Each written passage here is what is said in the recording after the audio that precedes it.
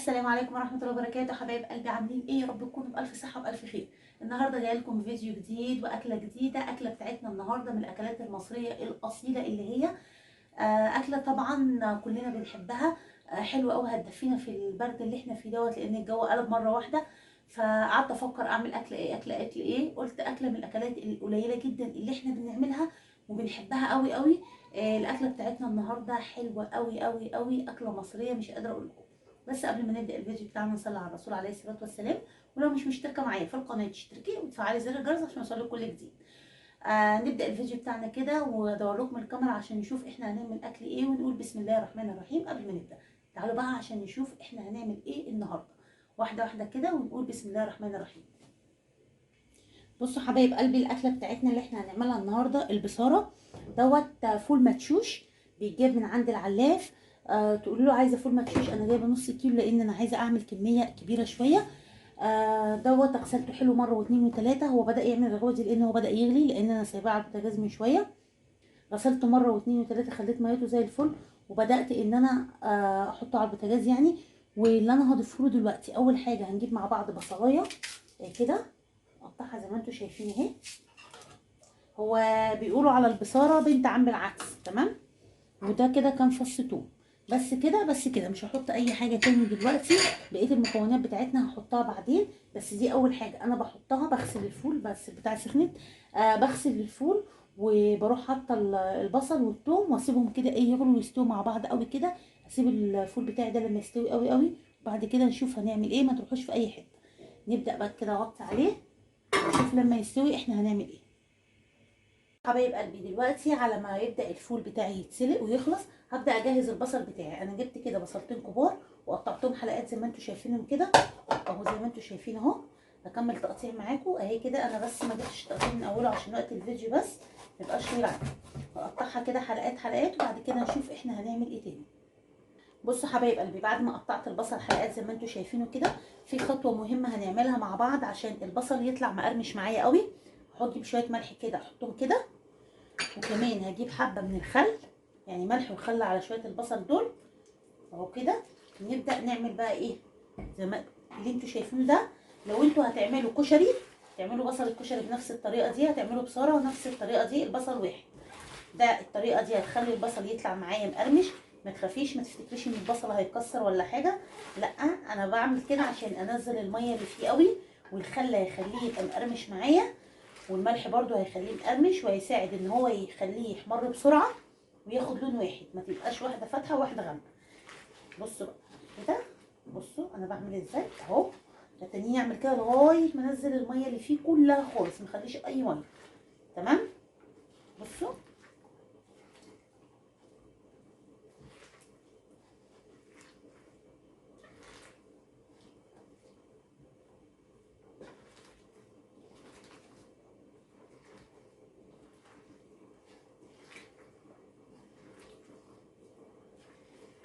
بصوا البصل بتاعي اهو دبل خالص اهو، نزلت كل الميه اللي فيه.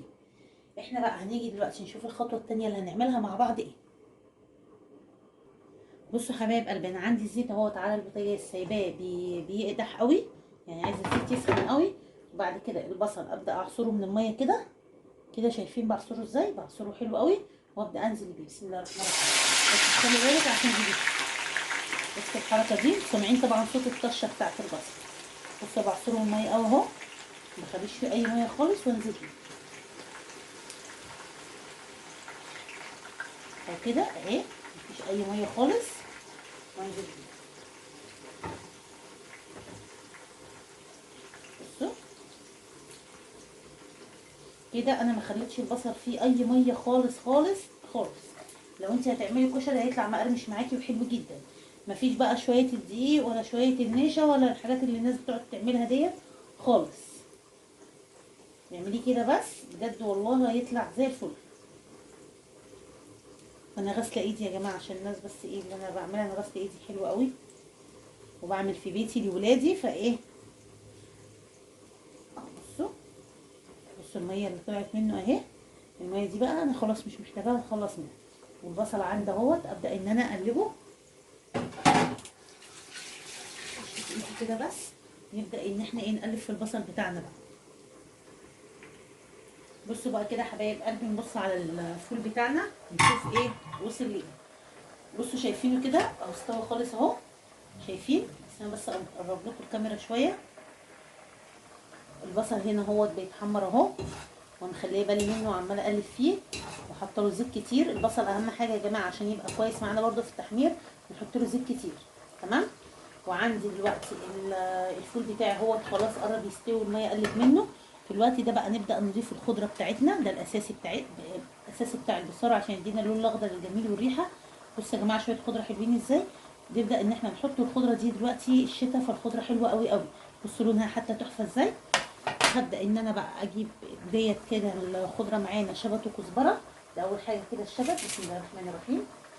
مش قادره اقول لكم يا جماعه بقى مجرد ما بنحط الخضره دي الريحه بتبقى حلوه قوي قوي قد ايه بجد يعني، والله بتبقى ريحته حلوه جدا. نكمل كده بقيه الشبت اهو. مش مهم طريقه التقطيع يا جماعه على فكره، لان كل ده في الاخر بنضربه مع بعض كويس قوي. يعني ما نقعدش نقول مقطعه كبير او مقطعه صغير، مش مهم التقطيع خالص. انا مقطعه 2 بقطعها 3 زي ما تكون يعني كده. انا حاطه خضره كتير لان انا عامله نص كيلو. انتوا عارفين البصاره بيبقى لونها اخضر، ودلوقتي هتشوفوا الخضره دي كلها اساسا مش هيبان لها اثر اساسا. بصوا هتلاقيها نزلت خالص وبتت معانا وما بقاش فيها حاجه اساسا. هبدا ان انا اقلبها كده بقى في قلب بعضها، واوطي عليها البوتاجاز خالص، واسيب بقى الكلام ده كله يستوي حلو قوي في بعض. بصوا هي مجرد ما حطيتها نزلت خالص ازاي اهي. اهي بصوا، اوطي عليها بقى واسيبها ايه تكمل سواها كده مع نفسها. هي خلاص الفول يعتبر استوى. ما رضيتش احط الخضره من الاول. ليه يا جماعه احنا ما حطيناش الخضره من الاول؟ صحيح نسيت اقول لكم، لان الخضره لو اتحطت من الاول البصاره بتاعتها هتطلع غامقه. لكن انا بحط الخضره والفول خلاص استوى، فيا دوبك بتاخد معايا اخر ربع ساعه بس. بعد كده بصفي عليها وابدا ان انا ايه اكمل الخطوات بتاعتي. كده بقى اسيبها كده متغطيه اهي، واوطي على البوتاجاز، وبعد كده نشوف هنعمل ايه. والبصل كمان اهو انا بقلبه اهو لغايه ما يحمر معايا كده ويبقى لونه ذهبي وحلو، وبعد كده هنشوف هنعمل ايه مع بعض. شايفين يا حبايب قلبي البصل احمر وخد لون واحد ازاي مره واحده؟ ما تقوليش بقى ده بصل احمر، البصل الاحمر ما بعرفش اعمله ولازم بصل ابيض. لا بص البصل الاحمر خد لون واحد، ده سبب الخل والملح اللي انا حطيته عليه. هبدا ان انا اشيل البصل بتاعي كده واصفيه حلو قوي كده، ونشوف بعد كده احنا هنعمل ايه. بصوا يا حبايب قلبي البصل بتاعي اهو انا خلصته، طلع لونه جميل جدا. بصوا انا متعمده ان انا ما احطوش على ورق تنشيف ولا حاجه ولا على مناديل ولا اي حاجه عشان اوريكم البصل. بصوا طالع عامل ازاي. بصوا سامعين؟ بصوا، وده لسه سخن كمان مش عارفه امسكه، يعني لما يبرد هتلاقوه بقت حاجه تانية. بصوا البصلايه طالعه عامله ازاي. ده بسبب الحركه بتاعه الخل والملح اللي احنا عملناها. بصوا شكله جميل وعسل ازاي. في حاجه تانية بقى عايزه اقول لحضراتكم عليها. الزيت دوت شايفينه بتاع البصل. اوعي تستخدميه في البصاره. في ناس بعد ما بتحمر بتاخد زيت دوت تحطه على البصاره. لا يا جماعه الزيت دوت هيخلي الناس بتاكل بصاره وتقول لك انا بحس بحموه، انا بحس ان انا تعبانه، انا بحس دوت بسبب البصل اللي احنا دوت بياخد الحموه بتاع البصل كله. الزيت دوت وبيبقى حامي جدا فبنحطه على البصاره، فبيبقى بيعمل مشاكل بعد كده. انا مش هستخدم الزيت دوت على البصاره خالص، انا هعمل زيت وسمنه تانيين للبصاره. تمام. نشوف بقى احنا هنعمل ايه تاني مع بعض. بصوا يا حبايب قلبي خلاص هي استوت معانا اهي كده بقت زي الفل. بصوا دابت في بعضها ازاي. هو ده اللي انا عايزاه. هبدا ان احنا نضربها بقى حلو في الخلاط باي طريقه تعجبك. تبداي انك انت تعمليها زي ما عملنا العدس كده الفيديو اللي فات.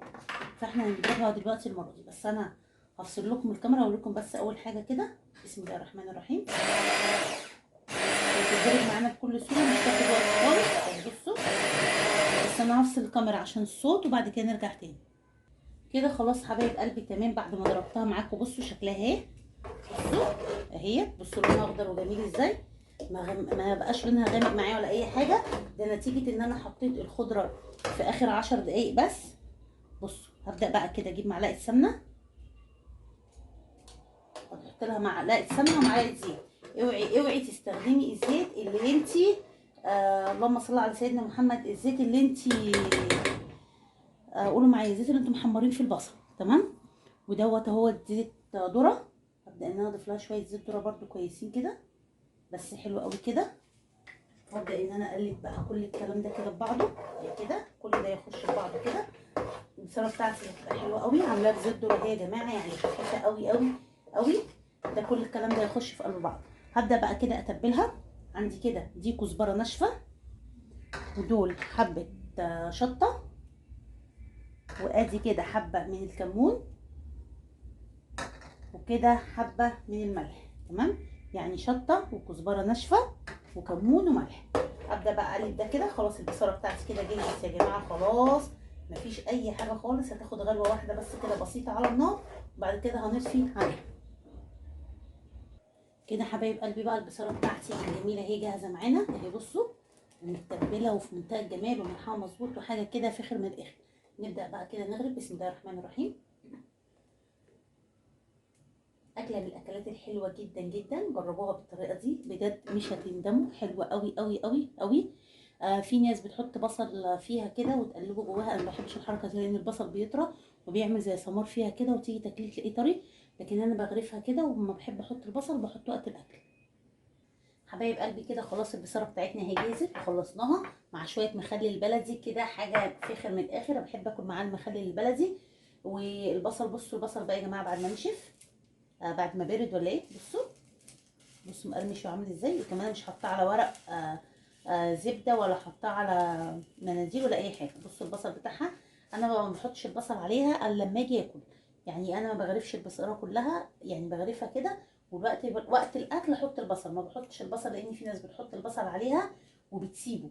لا انا ما بحطش البصل عليها وبسيبه، انا وقت ما باجي اكل بحط البصل. بصوا شكلها جميل ازاي.